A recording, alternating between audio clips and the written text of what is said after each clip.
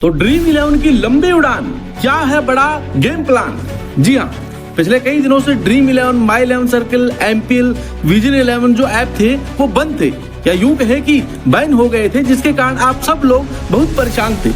हर जगह सिर्फ एक ही सवाल था कि ड्रीम 11 की आखिर वापसी कब होगी, क्या ड्रीम 11 शुरू होगा या नहीं, ड्रीम 11 पर मनी कॉन्टेस्ट फिर से कब शुरू होंगे, सुप्रीम कोर्ट का क्या फैसला आएगा, क्या भारत सरकार ड्रीम 11 जैसी फैंसी ऐप को हमेशा के लिए बैन कर देगा या नहीं।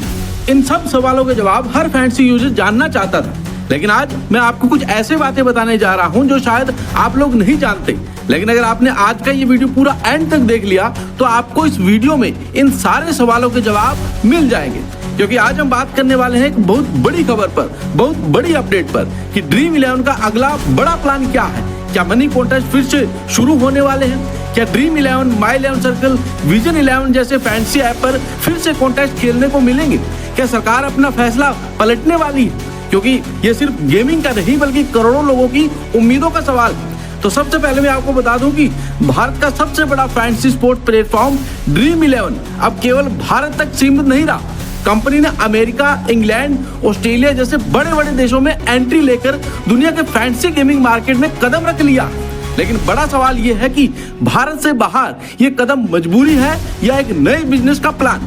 आज हम इसी के एक्सप्लेनर में पूरा खेल समझेंगे। आपको बता दूं कि ड्रीम 11 अब ग्लोबल एक्सपेंशन करने जा रहा है। अब कंपनी ने 11 देशों में अपने लॉन्चिंग का ऐलान कर दिया।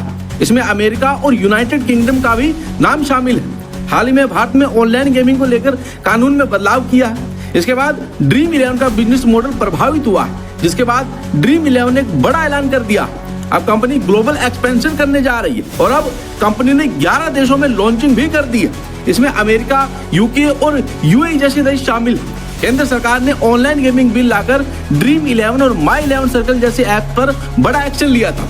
अब इन ऐप पर मनी कॉन्टेस्ट नहीं आयोजित हो सकता, जिसके कारण ही कई ऐप ने कोर्ट का दरवाजा खटखटाया था। अब उसको लेकर एक बड़ी खबर सामने आई है। दिवाली के बाद ड्रीम 11 के फैंस को बड़ी न्यूज मिली, क्योंकि कोर्ट ने इस मामले को हरी झंडी दिखा दी। भारत सरकार द्वारा हाल ही में पास किया गया promotion and regulation of online gaming bill 2025 देश के ऑनलाइन गेमिंग सेक्टर के लिए एक ऐतिहासिक मोड़ साबित हुआ। इस बिल के तहत अब सभी ऑनलाइन गेमिंग प्लेटफॉर्म को स्पष्ट श्रेणियों में बांटा गया। स्किल बेस्ड गेम्स और वार बेस्ड गेम, यानी कि चांस बेस्ड गेम, जिन गेम में असली पैसों का लेन देन या सट्टेबाजी जैसी गतिविधियां शामिल, उन पर अब सख्त नियंत्रण या प्रतिबंध लगाया गया।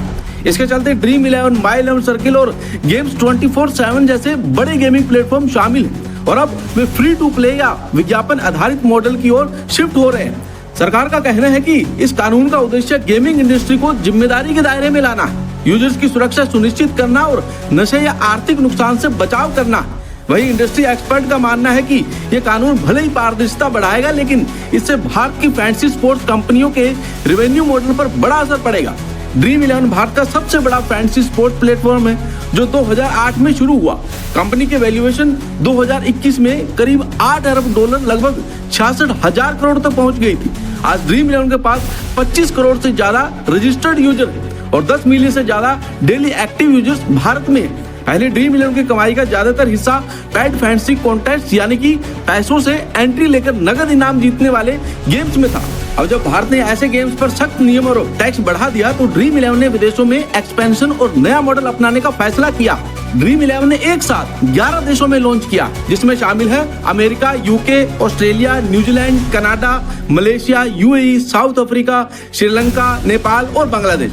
इन देशों में Dream 11 free to play model पर काम करेगा, यानी यूजर्स को खेलने के लिए पैसे नहीं देने होंगे।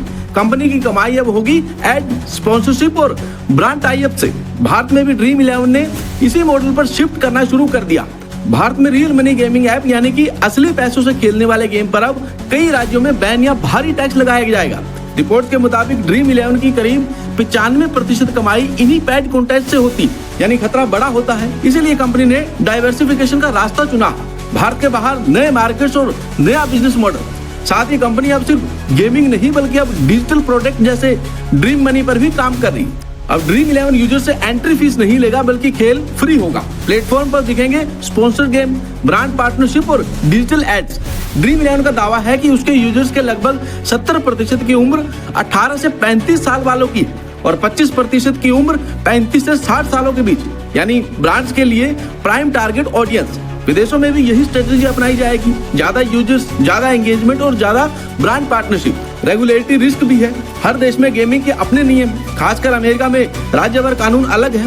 मोनेटाइजेशन के जो चैलेंजेस हैं उनमें फ्री टू प्ले मॉडल में कमाई तभी होती है जब यूजर्स की संख्या और एड रेवेन्यू बड़ा होता है। लोकल कंपटीशन भी है, अमेरिका और यूके में ड्रॉप किंग और फाइडुल जैसे दिग्गज कंपनियां ब्रांड की पहचान के मुताबिक ड्रीम 11 को 11 नए देशों में खुद को पहचान दिलाने के लिए मार्केटिंग में भारी निवेश करना होगा और भारत में ट्रांजिशन पुराना रेवेन्यू मॉडल खत्म होगा और कंपनी के लिए बड़ा झटका हो सकता है। नई रिपोर्ट के मुताबिक सुप्रीम कोर्ट ने इस ऐप की अपील सुनने का फैसला कर लिया।